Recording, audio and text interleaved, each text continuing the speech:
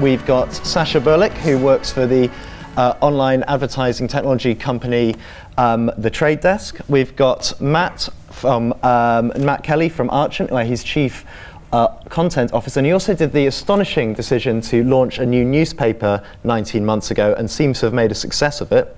And then Nick Robinson, who needs no introduction, who is the former BBC political editor and current host of the Today programme, and if any of you were listening this morning, he made it here with minutes to spare, having come straight off air, which is quite an achievement in itself. But here we are to discuss today how the media world has changed and how transparency, objectivity and the new media landscape will combine. Well, in a sense it's been changing for ages, but I remember saying in interviews before the 2010 election, when I was being told it was a social media election, and I said in my usual diplomatic way that is complete and utter tosh, it's a television election, and actually rather nervously waited for the election to see if I was right, and it happened in that case, I was.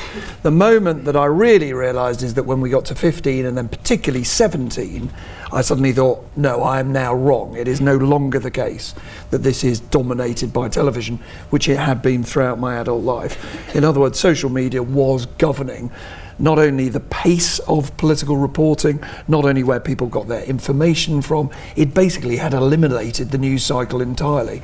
So it was at that point that I also realised, during the referendum, that a huge amount of messaging to the public, arguably some of the most powerful, was never reaching TV news desks at all. Bear in mind, you know, I was in the transition between TV and radio at that point. Media news desks at all. It was happening, as it were, direct from campaigns into phones and bypassing the traditional media, and that's what it was designed to do, because the idea was to try and bypass the old rules, bypass the scrutiny, bypass anybody being able to analyse what you're doing in order to get directly and individually to voters. Matt, what was the moment for you? Well, I mean, the easiest one for me to articulate was about 9:20 in Red Church Street in Shoreditch on the 24th of June 2016, the morning after the referendum, sitting in All Press Cafe, listening to two Italian waiters say, you know, my God, what's just happened, and somebody else coming in and talking about this kind of seismic shock of Brexit. And I thought to myself, there's an entirely new constituency of people out there that are very solid and very well identified, but are not represented as a constituency. You know, this idea of the 48% and the 52%. And it occurred to me at that point that a lot of traditional media had lost touch with what had evolved in the real world, where it was much less about traditional kind of politics and brands mapping themselves against traditional politics. Right, so if we're going to talk about balance, how it works in the new media era and where we're going to get that from. Nick, do you ever listen to a report on Today programme by one of your excellent correspondents where they've gone, and here's one set of facts, and now here's another set of facts, we're going to run straight into them, we're going to let the audience decide.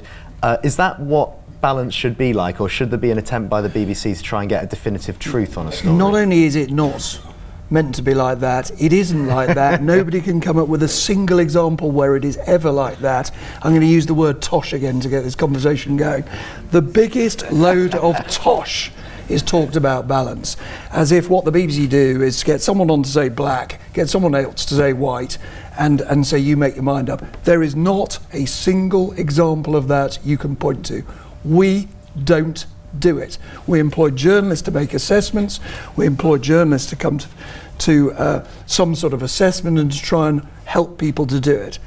We must be fair to people, we must not bring a prejudice, we must not bring an agenda to a subject. Due, meaning we are allowed to use our intelligence to assess. So it is not, for example, true that climate change deniers get the same amount of airtime as people who think in climate change. Simply not true, factually untrue, never proven to be true.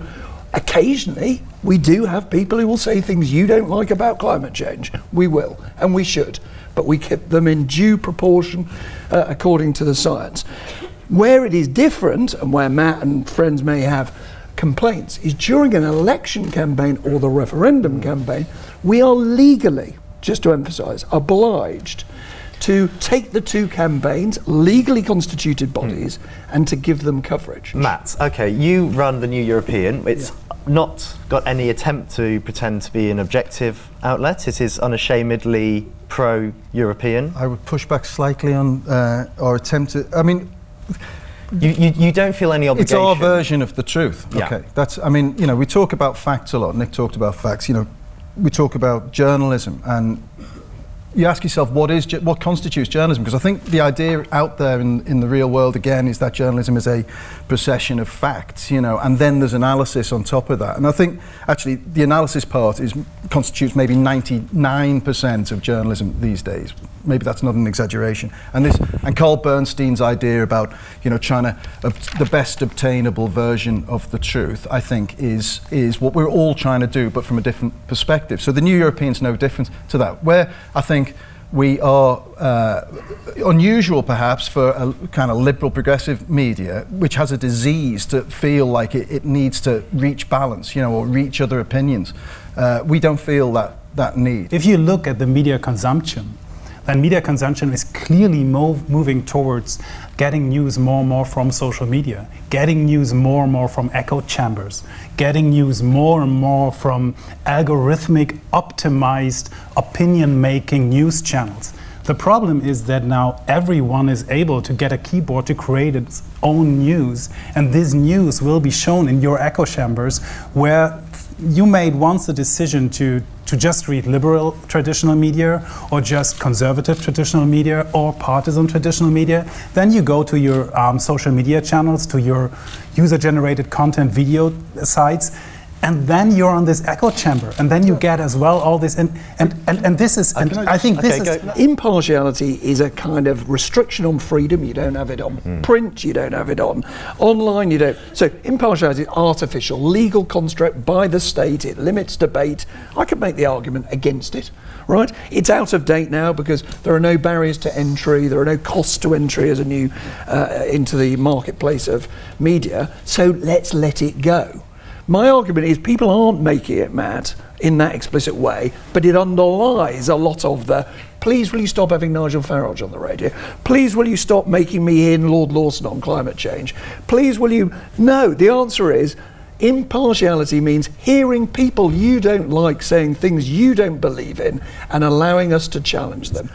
I know from the New European that loads of people read the stuff we write and hate it and send me a load of abuse, but they're reading it, and in the old days they never would. The problem is, as Nick says, is the fact-checking, and we're suckers for a story, the media, and we're lazy. Journalists have become lazy in grasping onto tags. No, it's true, because we label this thing fake news, and what we mean from it is the spectrum of information warfare coming from the Kremlin to somebody making a mistake in a speech, and it all goes under the same hashtag. And we have got to be much better, I think, at establishing facts. If you look at the bulk of advertising money, where it's going to, it's going into social media. It's more than, in some countries globally, 40 to 50% is going into social media platforms, user-generated video content platforms, and. So, and these are platforms where you actually monetize a kind of unmonitored traffic. And I think this is the next step where we have to remind advertisers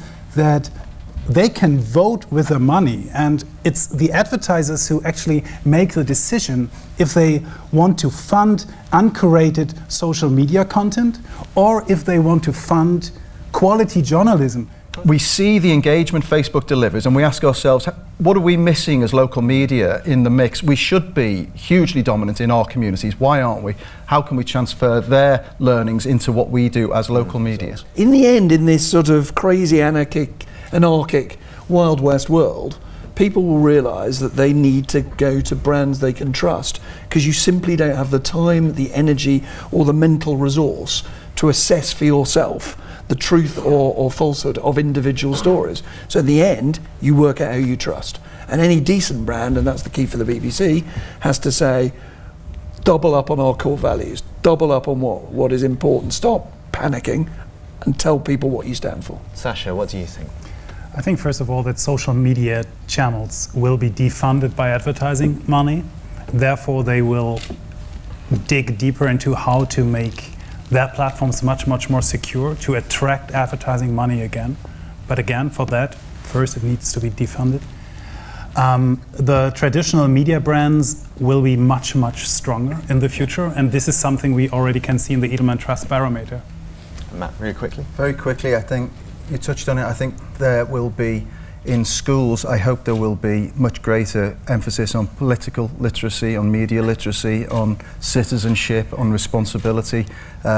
And I think that will, in a next generation, potentially wash through for a much more considered, meaningful debate in this country, which has been an absolute car crash in the last 2 years. So.